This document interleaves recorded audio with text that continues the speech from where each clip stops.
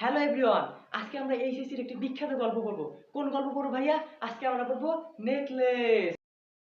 চলো দেখে আসি এই নেকলেস গল্পটা নিয়ে কি গ্যাঞ্জামটা লেগেছিল। দেখো, বাংলা সাহিত্যের একটি বিখ্যাত গল্প হলো এই নেকলেস গল্প। দেখো এই তোমরা জানো যে তোমাদের এইচএসসি পাঠ্যপুস্তক অর্থাৎ 12টি পদ্য আছে।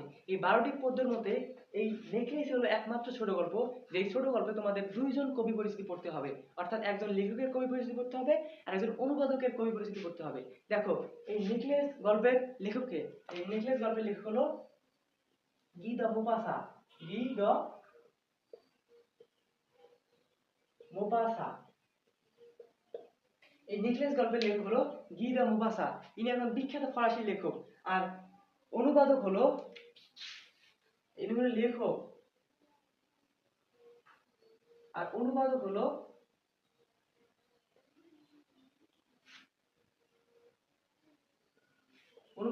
পূর্ণেন্দু দস্তিদার। পূর্ণেন্দু দস্তিদার। দেখো ইনি একজন হলো ফরাসি লেখক। দেখো এই লেখক এবং অনুবাদের মধ্যে পার্থক্যটা কি, অনুবাদের মধ্যে দেখো সুন্দরভাবে ক্লিয়ার করতেছি। দেখো এই গি দ্য মুভাসা হলো একজন বিখ্যাত ফরাসি ছোট গল্পকার। তিনি অনেক ছোট গল্প লিখেন। তার একটা বিখ্যাত ছোট গল্প হলো নেকলেস। এই এই নেকলেস হলো এই গি দ্য মুভাসার একটা বিখ্যাত ছোট গল্প। এই ছোট গল্পটা এতটা জনপ্রিয়তা লাভ করেছে যে বিশ্বের বিভিন্ন ভাষায় এটি অনুবাদ করা হয়। তারই ধারাবাহিকতায় আমাদের যে পূর্ণেন্দু দস্তিদার আছে না, এই পূর্ণেন্দু দস্তিদার এই নেকলেস গল্পটাকে বাংলায় অনুবাদ করেন। অর্থাৎ বাংলায় তিনি এই ফরাসি গল্পটাকে বাংলায় লিখেন পূর্ণেন্দু দস্তিদার। দেখো অনেক লেখক আছে যারা, যাদের মধ্যে এই পূর্ণেন্দু দস্তিদার এই নেকলেস গল্পটাকে বাংলায় অনুবাদ করেন। অর্থাৎ এই পূর্ণেন্দু দস্তিদার হলো এই গল্পের অনুবাদক। দেখো গি দ্য মুভাসা হলো, তাহলে আমরা বলতে পারি না এই গল্পের মূল লেখককে? মূল লেখক হলো গি দ্য মুভাসা। মূল লেখক হলো গি দ্য মুভাসা, অনুবাদক হলো পূর্ণেন্দু দস্তিদার, যেটি এই নেকলেস গল্পটি বাংলায় অনুবাদ করেন। দেখো আমরা এক নজরে একটু গি দ্য মুভাসা সম্পর্কে একটু ডিটেলস পড়ে আসি।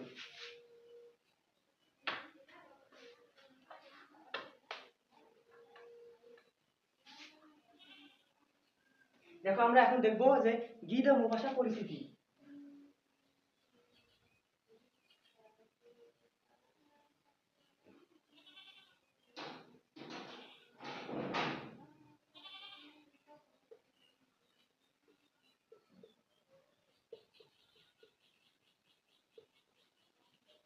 দেখো আমরা দেখবো এখন গি দ্য মুভাসা পরিস্থিতি। এই গি দ্য মুভাসা হলো একজন বিখ্যাত ফরাসি লেখক। ইনি জন্মগ্রহণ করেন 1850 খ্রিস্টাব্দে।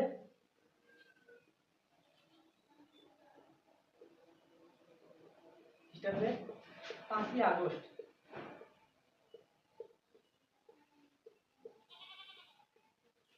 ফ্রান্সের নরমান্ডি শহরে। ফ্রান্সের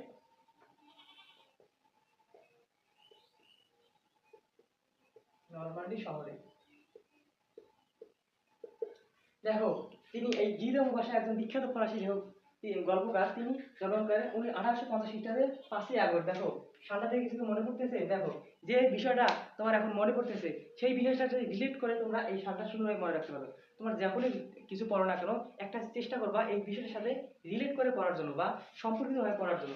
দেখো 5ই আগস্ট অবশ্যই বুঝতে পারছো যে কোন জিনিসটার প্রতি ইঙ্গিত করছি, সেটার সাথে তোমরা রিলেট করে পড়বা। দেখো এমনি এই ফ্রান্সের দেখো এই গল্পটা হলো একজন ফরাসি লেখক লিখেছে, অবশ্যই তাহলে সে ফ্রান্সের বাসিন্দা। দেখো তিনি ফ্রান্সের নরমান্ডি শহরে, ফ্রান্সের একটা বিখ্যাত শহর নরমান্ডি শহরে এই গি দ্য মুভাসা জন্মগ্রহণ করেন।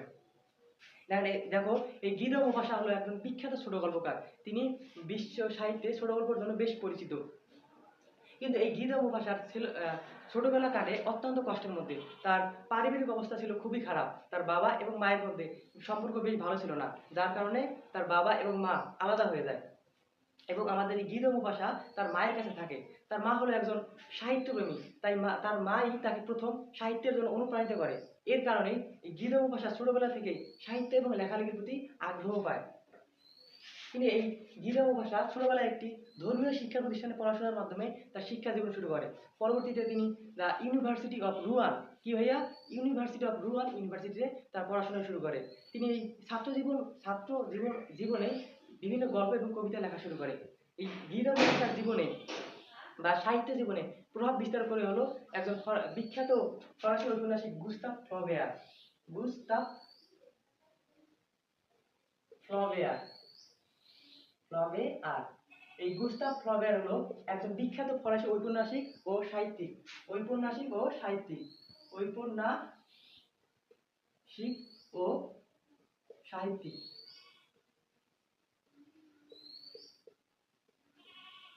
এই গুস্তাভ ফ্লবেয়ার হলো একজন বিখ্যাত ফরাসি ঔপন্যাসিক ও সাহিত্যিক। এই গুস্তাভ ফ্লবেয়ার গিরম ভাষাকে শিখিয়েছেন যে ছোট গল্প লেখার যে কৌশল, সেই কৌশলগুলো শিখিয়েছেন এবং কিভাবে সাহিত্যে এগিয়ে যাওয়া যায় সেই বিষয়গুলো এই গুস্তাভ ফ্লবেয়ার গিরম ভাষাকে শিখিয়েছেন। অর্থাৎ গিরম ভাষার সাহিত্য গুরু হলো গুস্তাভ ফ্লবেয়ার। এই গিরম ভাষা তার জীবনে প্রায় 300 প্লাস, কত ভাইয়া, 300 প্লাস, 300 প্লাস ছোট গল্প রচনা করেন। 300 প্লাস ছোট গল্প রচনা করেন, যে কারণে তিনি বিশ্বের একজন ছোট গল্পকার হিসেবে পরিচিত। 6টি উপন্যাস লেখেন, ভাই এগুলো একটু নোট ডাউন করিয়ে নিও। 6টি উপন্যাস লেখেন এবং অনেকগুলো ভ্রমণ কাহিনী লেখেন। তার বিখ্যাত উপন্যাস, তার বিখ্যাত ছোট গল্পকার যে তিনি যেহেতু একজন ছোট গল্পকার, তাহলে তার বিখ্যাত ছোট গল্পগুলো হলো, দেখো তার বিখ্যাত ছোট গল্পগুলো হলো, প্রথমে হলো দ্য নেকলেস। দ্য নেকলেস এই হলো তার একটি বিখ্যাত ছোট গল্প। তারপর আছে বেল আমিন, এগুলো হলো ফরাসি নাম, বেল আমিন। তারপরে আছে দা হরলা, দা হরলা। তারপর আছে জিন, এগুলো হলো তার বিখ্যাত ছোট গল্প। দেখো তিনি কেন এত পরিচিতি, কেন বিশ্ব সাহিত্যে, কেন তার এই গল্পগুলো বিশ্বের বিভিন্ন ভাষায় অনুদিত হয় বা অনুবাদ করা হয়, কেন? কারণ তিনি অবশ্যই বিখ্যাত, তার ছোট গল্পগুলো আসলেই বিখ্যাত। কেন তার ছোট গল্পগুলো বিখ্যাত? তার ছোট গল্পগুলো সাধারণত বাস্তবধর্মী, মনে করো সাধারণ মানুষের যে জীবন চিত্র সেইগুলো ফুটিয়ে তোলা হয় এবং তার ছোট গল্পে যে ভাষাগুলো ব্যবহার করা হয় সেগুলো হলো সহজ ভাষা।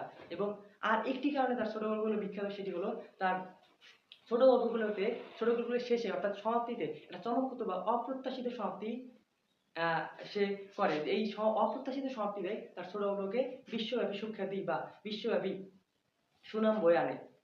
তারপরে দেখো এই গুস্তাভ ফ্লবেয়ার তার শেষ জীবনে শারীরিক এবং গুরুতর শারীরিক এবং মানসিক ভাবে ব্যাধিগ্রস্ত থাকে। তাকে 1892 সালে সেই মানসিক সমস্যার কারণে তাকে একটি মানসিক হাসপাতালে ভর্তি করা হয়। পরবর্তীতে 1893 সালে মাত্র 42 বছর বয়সে এই মানসিক হাসপাতালে এই গুস্তাভ, এই গিরম ভাষা মৃত্যুবরণ করেন। দেখো মাত্র 42 বছর বয়সে মৃত্যুবরণ করেও সে বিশ্ব সাহিত্যে একটা গুরুত্বপূর্ণ অবদান রাখেন। গুরুত্বপূর্ণ অবদান রাখেন, পূর্ণ অবদান রাখেন। মাত্র 42 বছরে, দেখো মাত্র 42 বছর, দেখো এখন 42 বছর তো বেশি না, এই অল্প জীবনের মধ্যে সে এত বেশি ছোট গল্প লিখেছেন, 300 প্লাস ছোট গল্প। এই বিখ্যাত তার এই ছোট গল্পগুলোকে তাকে বিশ্ব সাহিত্যে অর্থাৎ সমগ্র বিশ্বের সাহিত্যে তাকে সুখ্যাতি বা তিনি সকলের শীর্ষে অবস্থান করছেন তার এই ছোট গল্পগুলোর জন্য। তারপরে দেখো আমরা যদি এখন অনুবাদক পরিচিতি একটু করি, দেখো এই গল্পের অনুবাদক কে? অর্থাৎ এই গল্পের অনুবাদক হলো আমাদের পূর্ণেন্দু দস্তিদার দাদু। এই পূর্ণেন্দু দস্তিদার এই এই ফরাসি গল্পটাকে তিনি বাংলায় অনুবাদ করেন। চলো আমরা একটু অল্প সময়ের মধ্যে পূর্ণেন্দু দস্তিদার সম্পর্কে একটু ডিটেলস জেনে আসি। দেখো পূর্ণেন্দু দস্তিদার, পূর্ণেন্দু দস্তিদার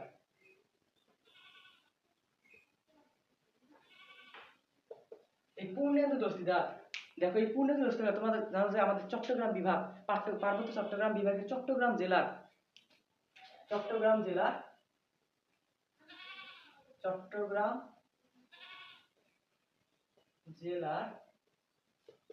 কটিয়া উপজেলার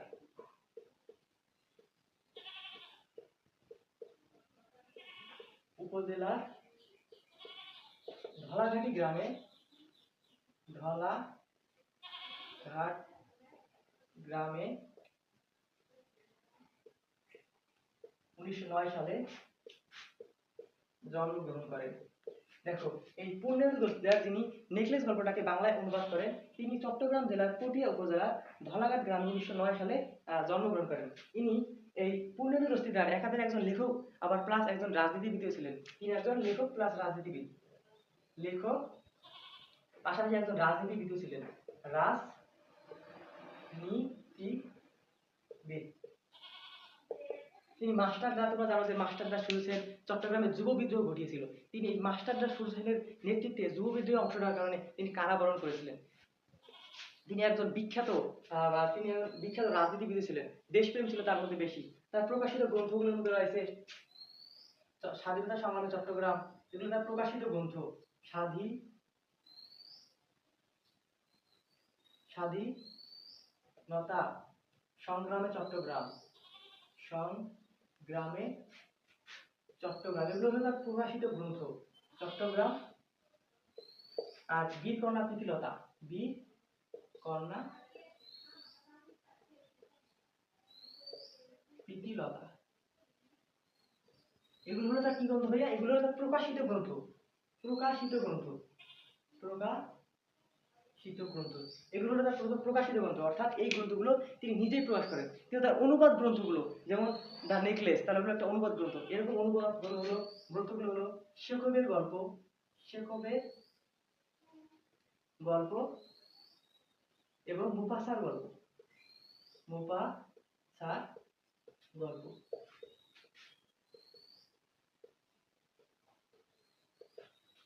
দেখো, এই স্বাধীনতা সংগ্রামে চট্টগ্রাম, তারপরে বীর কন্যা প্রীতিলতা, এগুলো হলো তার প্রকাশিত গ্রন্থ, অর্থাৎ এই গল্পগুলো তিনি নিজেই প্রকাশ করেন। আর এই যে শেখবের গল্প এবং মুফাসার গল্প, এগুলো তিনি অনুবাদ করেন, অর্থাৎ অন্য ভাষায় সেগুলো রচনা করা হয়েছিল, সেগুলো তিনি বাংলা ভাষায় অনুবাদ করেন। এই গেল। আশা করি পূর্ণেন্দু দস্তিদার সম্পর্কে আর কারো কোনো কিছু জানার নেই। আচ্ছা, এইটুকু জানলে চলবে পূর্ণেন্দু দস্তিদার সম্পর্কে। আশা করি এই পর্যন্ত সবাই সুন্দরভাবে বুঝেছো। চলো এবার আমরা নেকলেস গল্প সম্পর্কে একটু বেসিক বা মূল জিনিসপাতি যেটা আমাদের মূল গল্পে যাওয়ার আগে যে জিনিসগুলো জানা লাগবে সেগুলো জেনে আসি।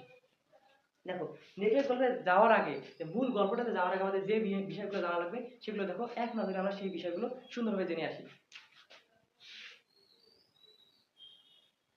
নেকলেস, তোমরা জানো এটা হলো নেকলেস। নেকলেস হলো একটা কোন গল্প ভাইয়া? নেকলেস হলো একটা ফরাসি গল্প, কিন্তু এটা হলো নেকলেস হলো ইংরেজি নাম, এটা ইংরেজি নাম হলো দা নেকলেস। কিন্তু এই নেকলেস গল্পটার ফরাসি নাম কি জানো? এই নেকলেস গল্পটা ফরাসি নাম হলো লে প্যারিওর, লে প্যারিওর। এটা হলো কি নাম ভাইয়া? এটা হলো ফরাসি নাম, এটা হলো ফরাসি নাম।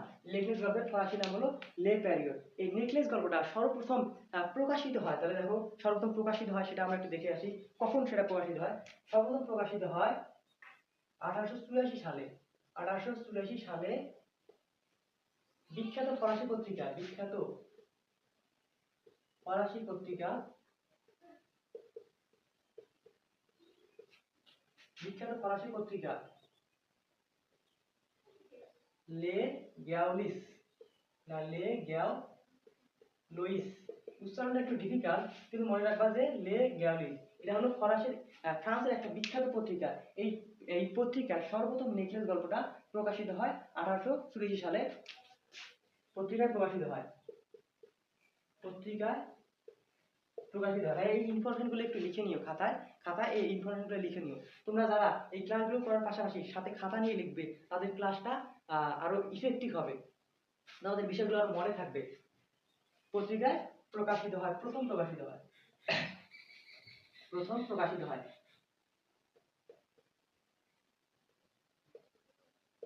প্রথম প্রকাশিত হয়। দেখো এই গল্পে শুধু একটা নদীর নাম উল্লেখ আছে। কি ভাইয়া? নদীর নাম। দেখো ভাই, একটু নোট করে নিও, একটা নদীর নাম উল্লেখ আছে, সেটা হলো শিব নদী। দেখো এই কোন গল্পে একটা নদীর নাম আছে, গাড়ি আছে, এগুলো সাধারণত তোমাদের এইচএসসি বোর্ড পরীক্ষা, সেই বোর্ড পরীক্ষা কিন্তু আসে না, কিন্তু যখন তোমরা অ্যাডমিশন টেস্ট দিতে যাবা তখন এই বিষয়গুলো খুবই আসে, যে এটা এই এই এই গল্পে কোন জিনিস, কোন যানবাহনটার কথা উল্লেখ আছে, এই গল্পে কোন যানবাহনটার কথা উল্লেখ আছে, এই গল্পে কোন নদীর কথা উল্লেখ আছে। দেখো শিব নদী, কোন নদী? একটা মাত্র নদীর কথা উল্লেখ আছে, সেটা হলো শিব নদী। দেখো যে প্রশ্ন আসে ভাইয়া যে এই নিচে নেকলেস গল্পে কোন নদীর কথা উল্লেখ আছে, তখন তোমরা সুন্দরভাবে অ্যান্সার করতে পারবা যে নেকলেস গল্পে শিব নদীর কথা উল্লেখ আছে। কোন নদী ভাইয়া? শিব নদীর কথা উল্লেখ আছে।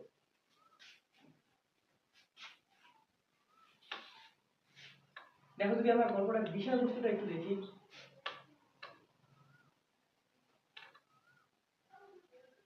দেখো এইটা একটু লিখে নাও, গল্পটা বিষয়বস্তুটা কি আসলে। এই যে আমরা যে নেকলেস গল্পটা পড়তেছি, এই গল্পটার বিষয়বস্তু কি, অর্থাৎ কোন বিষয়ের উপর বা কোন টপিকের উপর এই নেকলেস গল্পটা রচিত হয়েছে। দেখো গল্পটার বিষয়বস্তুটা কি হতে পারে, এর উপরে লিখে নাও যে বিষয়বস্তু। বিষয়বস্তু হলো উচ্চাকাঙ্ক্ষার মানে উচ্চ আকাঙ্ক্ষার, উচ্চাকাঙ্ক্ষার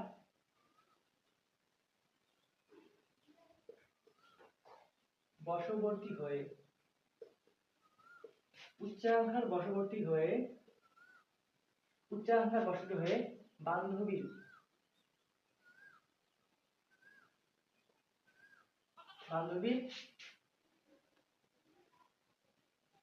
কাছ থেকে, উচ্চাকাঙ্ক্ষার বশবর্তী বান্ধবীর কাছ থেকে হীরার হার ধার নেয়, হীরার হার ধার। সে হারটি হারিয়ে ফেলে, কিন্তু সেই হারটি হারিয়ে ফেলে, সেই হারটি হারিয়ে ফেলে দরিদ্র দম্পতি, সেই হারটি হারিয়ে ফেলে তা পরিশোধ করতে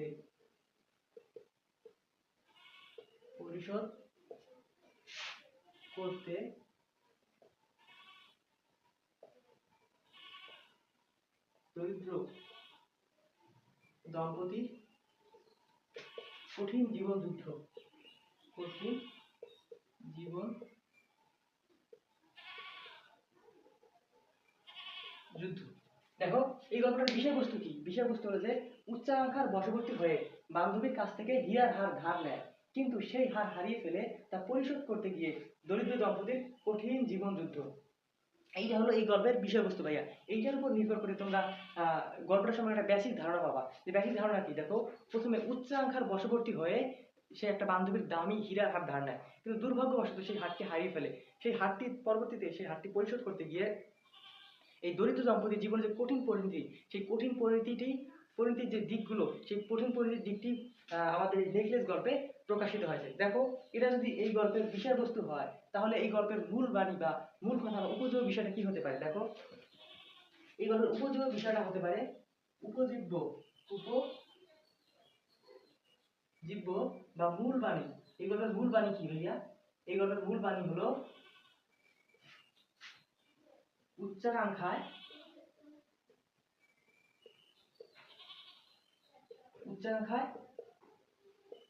জীবনের কঠিন পরিণতি। দেখো ভাই এইটার উপর ভাইয়া 7 স্টার বানাই নাও ভাই, 3 স্টার, এই একটা স্টার, 2 স্টার এন্ড 3 স্টার। দেখো তোমরা এই লাইনটা, দেখো এই লাইনটা তোমরা অবশ্যই মনে রাখতে হবে যে উচ্চাকাঙ্ক্ষায় জীবনের কঠিন পরিণতি। দেখো এই নেকলেস গল্পের মূল বাণী বা উপযোগ বিষয় বা মূল কথাটা কি, নেকলেস গল্পের মূল বাণীটা হলো উচ্চাকাঙ্ক্ষায় জীবনের কঠিন পরিণতি। দেখো ভাইয়া এই যে মাত্র 4টা পদের একটা বাক্য, এই 4টা পদের একটা বাক্য দিয়ে তুমি এই বাক্য 4টা পদের একটা বাক্যের উপর নির্ভর করে বা ভিত্তি করে বা পুঁজি করে তুমি সুন্দরভাবে সৃজনশীল প্রশ্ন লিখতে পারবা।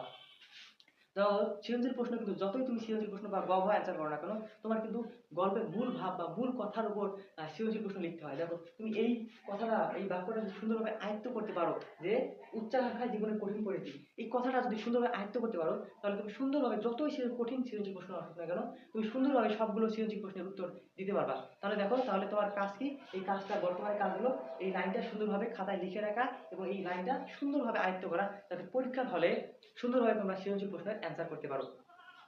দেখো এই গেল নেকলেস গল্প সম্পর্কে যে বেসিক জিনিস বা যেগুলো জানা দরকার, যে নেকলেস গল্প কবে প্রকাশিত হয়, কে লেখক, এগুলো জানলাম। এখন আমরা চলে যাবো যে নেকলেস গল্পের চরিত্র পরিচিতি। কোথায় যাবো ভাইয়া, চরিত্র পরিচিতি, অর্থাৎ নেকলেস গল্পের কোন কোন চরিত্র আছে, কোন কোন চরিত্রের কি কাজ, কোনটি প্রধান চরিত্র, কোনটি নায়িকা, কোনটি কেন্দ্রীয় চরিত্র, এই বিষয়গুলো আমরা সুন্দরভাবে জেনে আসবো।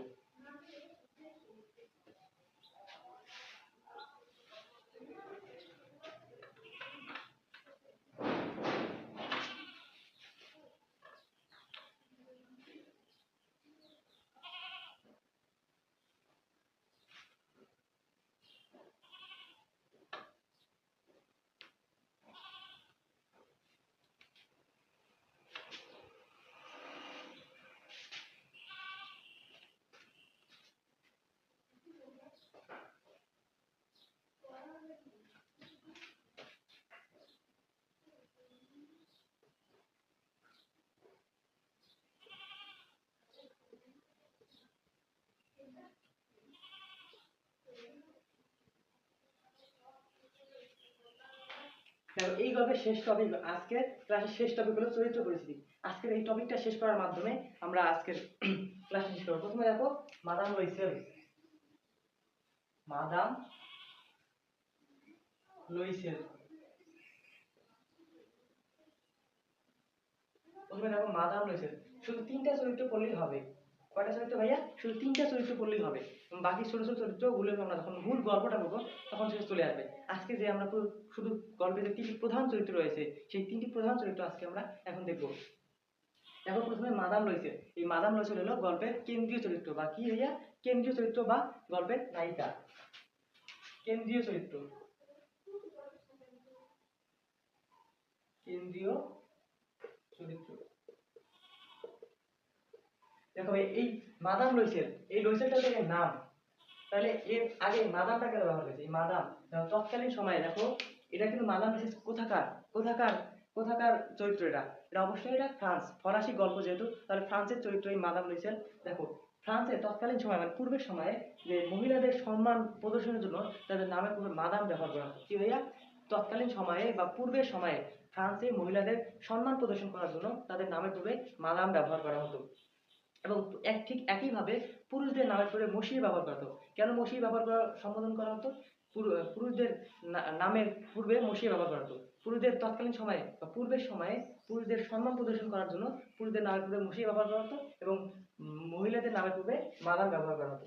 দেখো এই মসিয়ে লুইসেলের প্রকৃত নাম হলো প্রকৃত নাম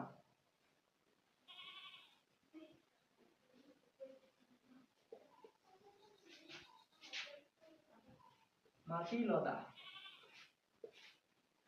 এই মসিয়ে লুইসেলের প্রকৃত নাম হলো মাতিলদা। এই মসিয়ে লুইসেলের প্রকৃত নাম হলো মাতিলদা। দেখো এই মসিয়ে লুইসেলের মসিয়ে যে মাদাম লুইসেল আছে, এই মাদাম লুইসেলের প্রকৃত নাম হলো মাতিলদা। এই মাদাম লুইসেলের চরিত্রে কোন কোন দিকগুলো ফুটে উঠেছে সেগুলো আমরা দেখবো। দেখো মাদাম লুইসেলের চরিত্রে উচ্চাকাঙ্ক্ষা, তারপরে ধরো করুণ পরিণতি এবং বিলাসিতার দিকগুলো ফুটে উঠেছে। উচ্চাকাঙ্ক্ষা, করুণ পরিণতি, বিলাসিতা, কোন তিনটা দিক ফুটে উঠেছে ভাইয়া? উচ্চাকাঙ্ক্ষা,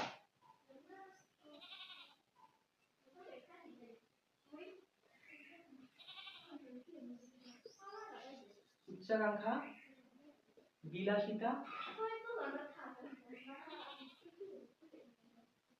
এবং করুণ পরিণতি।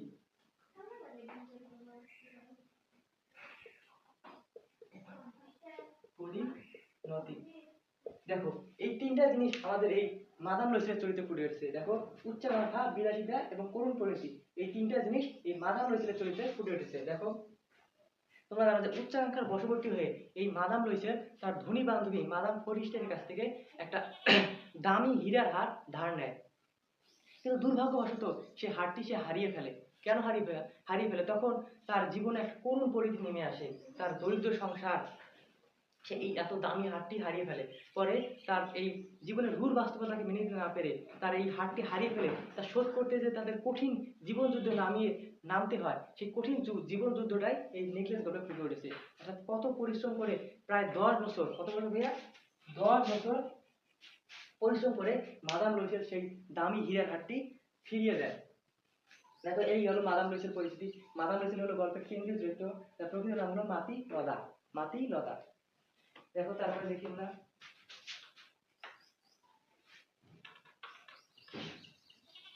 তারপরে চরিত্র, মাদাম লুইসেল চরিত্র শেষ।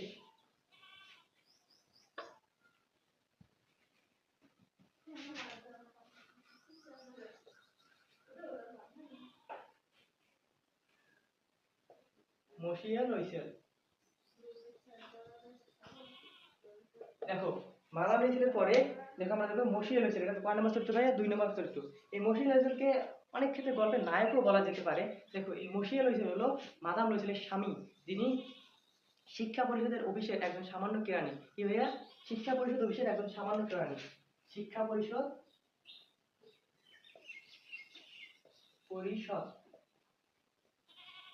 অফিসের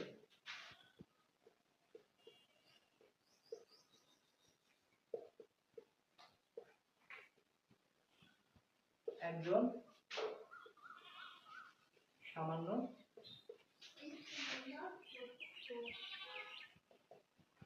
কেরানি। দেখো এই মসিয়ে রয়েছে হলো শিক্ষা পরিষদ অফিসের একজন সামান্য কেরানি। তোমরা জানো যে কেরানির জীবনে সচ্ছলতার, এই কেরানির জীবনে সচ্ছলতার খুবই অভাব ছিল। তার জীবন ছিল একদম সাদামাটা, তার জীবনে বিলাসিতার খুবই অভাব ছিল, যার কারণে তার স্ত্রী মাদাম লুইসেল, তিনি ছিলেন, এর আগে আমরা দেখলাম তার চরিত্রে বিলাসিতা, উচ্চাকাঙ্ক্ষা। সে ভাবতো তার অনেক বড় বড় বাড়ি হবে, ঘর হবে, তার ঘরে অনেক চাকর থাকবে, এগুলো। কিন্তু মাদাম লুইসে মসিয়ে লুইসের একজন সামান্য কেরানি হয়, তার এইসব তার বউয়ের এইসব শখ পূরণ করতে সে পারতো না, যার কারণে তার বউকে সে পরামর্শ দেয় যে তার না একদিন এই শিক্ষা পরিষদের অফিসের সামান্য কেরানি মসিয়ে লুইসেলের কাছে যে একটি নিমন্ত্রণ পত্র আসে বা আমন্ত্রণ পত্র। সেই আমন্ত্রণ পত্রে যে শিক্ষা পরিষদ অফিসের সে কেরানি, সেই পরিষদের শিক্ষামন্ত্রী, তার বাসায় একটি আমন্ত্রণ পত্র আসে যে সেখানে তাদের দাওয়াত। তাই তার স্ত্রীকে তখন তখন যে বলে তখন যখন সে বলে যে শিক্ষামন্ত্রীর বাসায় দাওয়াত আছে বা আমন্ত্রণ আছে, তখন তার স্ত্রী খুশি হওয়ার বদলে মন ভেঙে যায়, কারণ তার কাছে নিজেকে সাজাবার মতো দামি কোনো গহনা শাড়ি কিছুই ছিল না। যার ফলে তার স্ত্রী ছিল খুবই হতাশাগ্রস্ত ছিল। তখন সে তার স্ত্রীকে পরামর্শ দেয় যে তোমার তো একটা ধনী বান্ধবী আছে, তার নাম কি মাদাম ফরিস্টিয়ার, তার মাদাম ফরিস্টিয়ার কাছ থেকে কিছু গহনা ধারণার কথা বলে। তারপরে এই মাদাম লুইসেল মাদাম ফরিস্টিয়ার কাছ থেকে গহনা ধার নিতে যায় এবং সেখান থেকে একটা দামি হীরার হার সে ধার নিয়ে আসে। পরবর্তীতে সে সেই অনুষ্ঠানে যায়, অনুষ্ঠান শেষ করে বাড়ি ফিরে এসে যখন দেখে যে তার গলায় সে দামি হীরার হারটি নেই। অর্থাৎ এই পরামর্শটা, হীরার হার ধার নেওয়ার পরামর্শ কিন্তু এই মসিয়ে লুইসেল দিয়েছিল। এই মসিয়ে লুইসেল নিজেই পরামর্শ দিয়ে নিজের কপালে বিপদ ডেকে আনে। এই গেল মসিয়ে লুইসেল। আশা করি এই মসিয়ে লুইসেল, যিনি মাদাম লুইসেলের স্বামী বা গল্পের নায়কও বলা যেতে পারে, এই চরিত্রটা তুমি সুন্দরভাবে বুঝেছো। তারপরে চলো আমরা পরের বা শেষ চরিত্রে চলে যাই।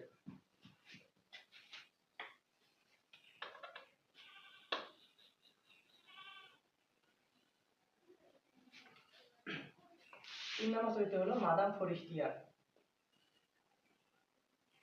মাদাম ফরিস্টিয়ার,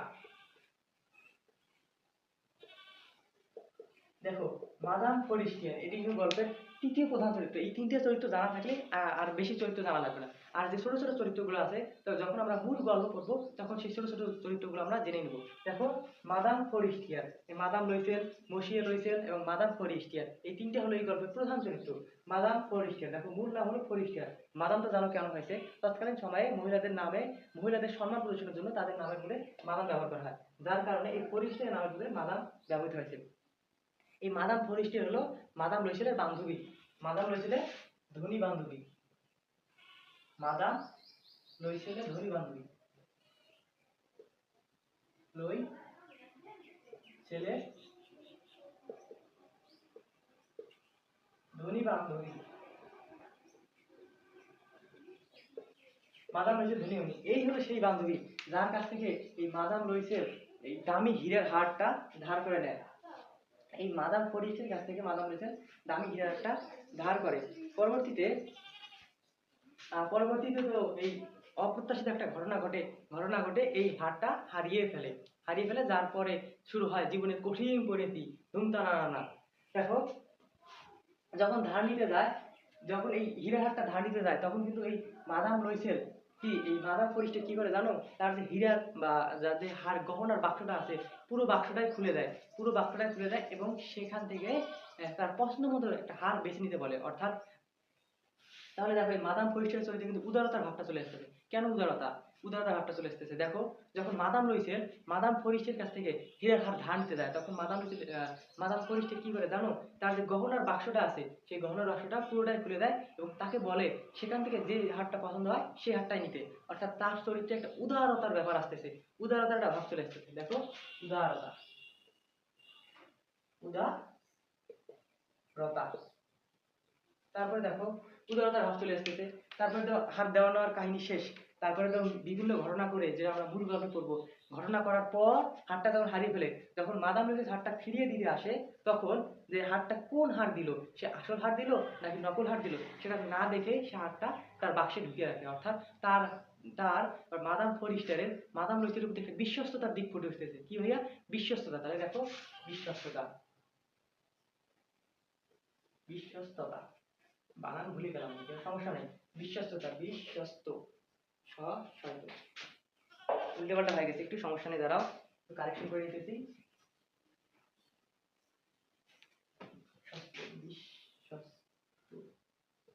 এবার মনে হয় ভুল হলো, সমস্যা নাই। বিশ্বস্ততা বানান তোমরা দেখে নিও বিশ্বস্ততা, তাহলে মাদাম লুইসের চরিত্রে উদারতা এবং বিশ্বস্ততার দিক দুটো পরিলক্ষিত হয়। এই গেল মাদাম লুইসের। আশা করি এই গল্পের যে চরিত্রগুলো আছে সব চরিত্রগুলো তোমরা ব্যাটিক ধারণা পেলা। তার গল্পগুলো সব, গল্পটা সম্পর্কে যে মূল ধারণা আছে, গল্পটা কি সম্পর্কে, গল্পটার মূল কথা হলো যে উচ্চাকাঙ্ক্ষায় জীবনের কঠিন পরিধি, এই বিষয়গুলো সম্পর্কে আশা করি তোমাদের আর কোনো কারো সমস্যা নেই। তাহলে আজকের ক্লাসটা এই পর্যন্তই। আমরা মূল গল্প করবো পরবর্তী ক্লাসে। আজকের ক্লাসটা এমনি লম্বা হয়ে গেছে, আজকে আর ক্লাসটা করবো না। আর তোমাদের একটা কথা জানাই যে তোমরা হোয়াইট বোর্ডে ক্লাস করতেছি, তোমাদের স্লাইড দিতে পারতেছি না, এটা আমার ব্যর্থতা, তোমাদেরও একটু ব্যর্থতা আছে। তোমরা তো আমাকে সাপোর্ট করো না, যদি সাপোর্ট করতে তাহলে তো আর হোয়াইট বোর্ডে ক্লাস নিতাম না। দেখো এই সম্রাট বাবরের